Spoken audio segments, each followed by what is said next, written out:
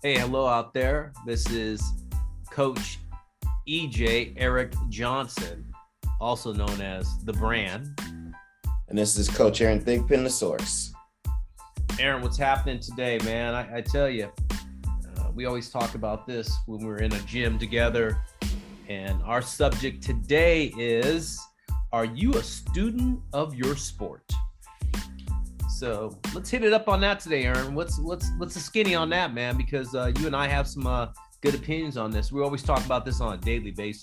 What we're really getting at, guys, is, how involved or how engaged and how much do you know about your sport? Not just playing it, but maybe about its history, about its evolution, the ebbs and flows, where the game might be going, all of those things. Are you a student of how to play your position and what it takes to be, good at that position? I think the conversations I have with a lot of kids, it's kind of on the surface. They just are kind of doing, but they're not really delving into or maybe know about or appreciating some of the nuances that it takes to be good at a particular sport. And I think when you know a sport's history and you actually study it and you study how it's being played, both in the past and maybe where the game is going, I think that can help make you a better athlete. So that's, when we talk about being a student of the sport, that's really what I'm talking about.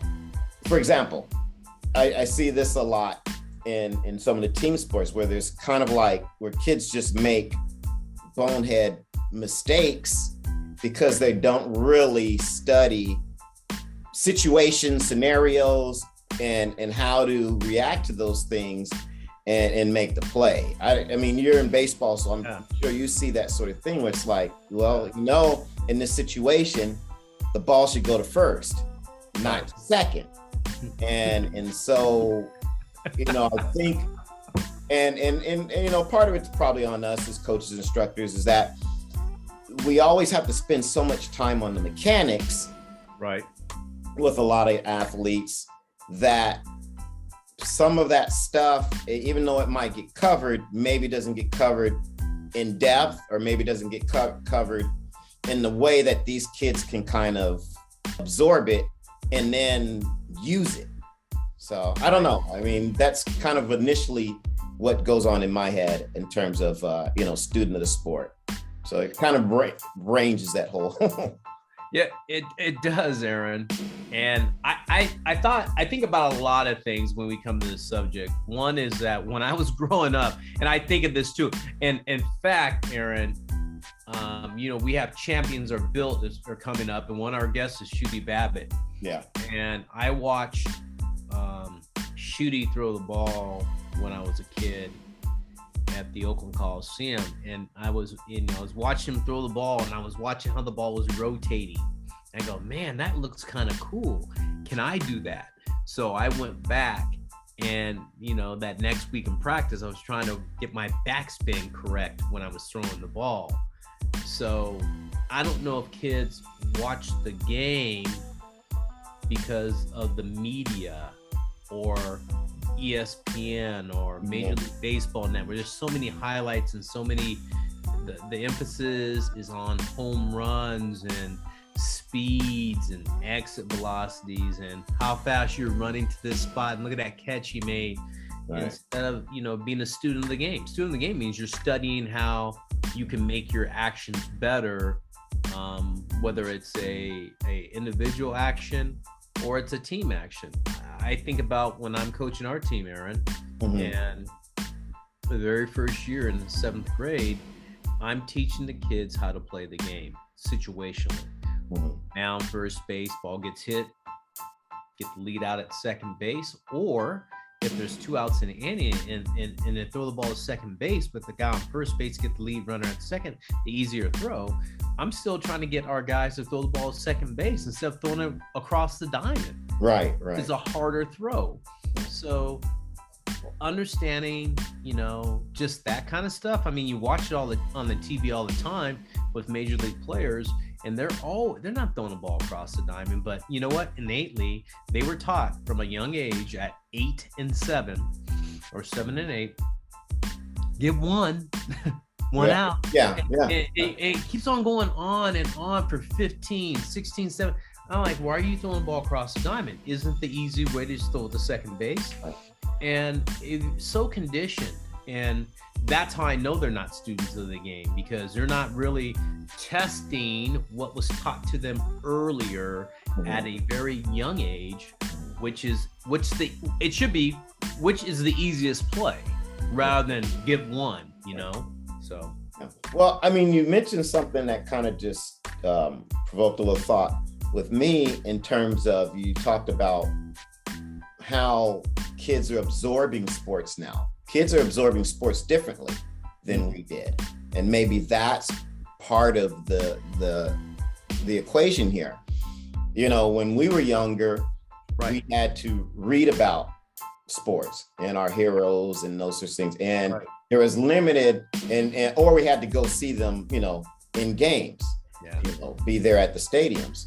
So now with the advent of obviously we're not that old, but of TV, but how social media and information is presented to the kids in these short sound bites, just like the news, everything else, it can kind of paint a different picture, or it can kind of leave a lot of those nuances out, because it's kind of like the empty calories thing. You're feasting on empty calories, which are these highlights, but a lot of times those highlights aren't supplemented with some of the commentary that might go along or should go along with it. So for instance, you see a guy make a spectacular play on Instagram or something, but you never really hear the commentary that might be going on, with the announcers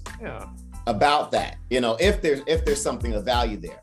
So it just has me thinking, well, if that's the case, then I think it's probably even more important now that our athletes are presented, and they're probably gonna hate this, but presented with more print material. So in other words, I think maybe there needs to be more study guides going home with some of these athletes as well. So say, for instance, you guys in baseball are working on, situational baseball. Okay. And you guys have a practice, but you know what? Maybe now I hate to say it, now making more work for you, but maybe now there needs to be a handout or an email shot to them about, hey, this is what this was the meat of what we did today. This is why we do it.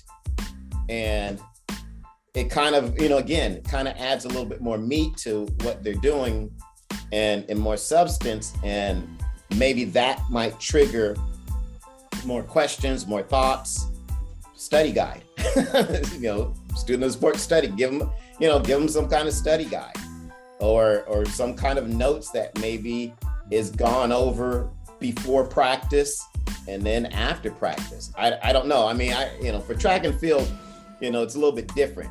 It's a lot easier for me. I can jot some things down and send it out and give them phrases. But I know for you guys might have, 5-6 different situations you got to work on. Oh, yes, we do. But I'm just, thinking out loud, how do we give additional information to these athletes? And just for parents, I think encourage your athlete to have a library on their sport. If they're really into that sport, buy them some books, even if I guess it has to be ebooks now. But I'm big on books, so I love books. I have a whole library of books of all different types of sports, all different types of things. So, for me, it's not hard. But I would think if I'm a kid and I'm really into sports, or I've really latched onto soccer or baseball, then you may want to get your kid about a book about soccer training, not just the superstars, not just Right. Beckham's novel, but hey, how to play soccer. It doesn't mean they have to read it cover to cover, but maybe they might skim through it and pull some things out, and then they reference it back. And I think that Right. might be a good way of again adding some substance and some meat to some of the empty calories that they're consuming, because you can't get it all in practice. I get it. Right. These kids at certain ages, they just can't get it all. Right. But it gives them something to maybe go back to if they had a question or if they weren't unclear. And, a lot of kids sometimes just won't tell you that they don't understand something. So it maybe gives them a safe space to reference that scenario and say, oh, okay, this is what the coach was talking about. Right. No, thinking out loud, but that's kind of where I went on that when we're talking about aspect, when you talked about the social media and how they're absorbing, that information. Aaron, it's funny. I give out the handout. I give out the book. I started doing it 7 years ago because the same thing that you and I see, it's becoming too much, because in practice, they weren't gaining the information that was needed to be successful in the game. And I had to give them playbooks, had to give them, a book on all our plays for the team. And then I gave them an instructional book that we did, Ron Wotus, myself, and Joe Millett. Yeah. Did, 214 pages, how to play guide. And they had cutoff relays, how to catch a ground ball, how to hit, all kinds of things. It just, and it made our jobs, it makes our job to this day a lot easier for them to have a study guide or additional resources for them to be good at. So for me, I like what you said, man. It just has to be done these days. The players don't see the game as maybe we see it, or I like to say they may not see the game as it was 7 years ago as they do today, because of different things. So, I just think kids have to start using their imagination, their athleticism, their creativity, their ability to think outside the box. They need to start, invoking those things. There's so many great traits that come out of it, and so many great skill sets that come out of it when you just kind of think outside the box, or you use your athleticism and you don't try to make it technically perfect all the time, and allow players to make mistakes and go for it, because that gets them to take chances. And I think, it comes down to that. Are the players a student of the sport because they take chances based on what they saw? Or are they students of their sport because someone had to tell them, hey, you got to learn how to do this?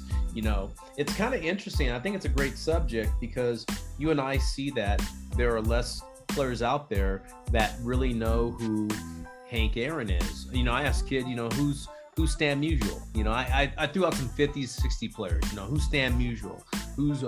I even said, who's Roy Campanella? I was throwing some names from the past. Like, who? Do you know who Joe DiMaggio is? Do you know who Kurt Flood is? And I said, all of you should know who Kurt Flood is. The reason why there's so much money in the game today is because of Kurt Flood, but they had no bearing of who they were. They don't know who the Big Red Machine is, or the rivalry that the Yankees or the Red Sox had in the 70s. And they don't know the history of the A's 3 straight World Series victories. They thought that was only the Giants that ever did that in the history of baseball, So again, it goes back to this one thing is, I think kids need to really start studying the game a little bit more. It's too, as I said, the environment is, we're in a controlled environment to a certain extent, but one thing about you and I, Aaron, is that we allow our athletes to interact with us. We allow our athletes, and we want our athletes to be inquisitive, and we want them to give us answers rather than us just saying, you're doing it this way, here it is, do it this way. We want our athletes to be flexible. And I think being a student of the game, and those kids who are students are flexible. Their way of thinking is flexible. And that gives them the added edge at the end of the day when they're competing, is that ability to do that. Hey, I put a button on it. Absolutely. Yeah, I don't have anything to add. Well said. I guess I would phrase it as this: don't let your athlete just be a consumer of the sport, but be a student of the sport.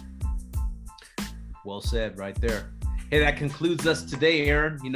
This is Coach EJ, Eric Johnson, the brand. And Coach Aaron Thigpen, the source. Be sure to follow us on YouTube. We've got our podcasts up on YouTube now, so check us out there. Like us, do all that other social media stuff that I'm not quite sure of, but I'm told we're supposed to say and do. To keep this train moving. But hey, guys, stay tuned, and we'll see you.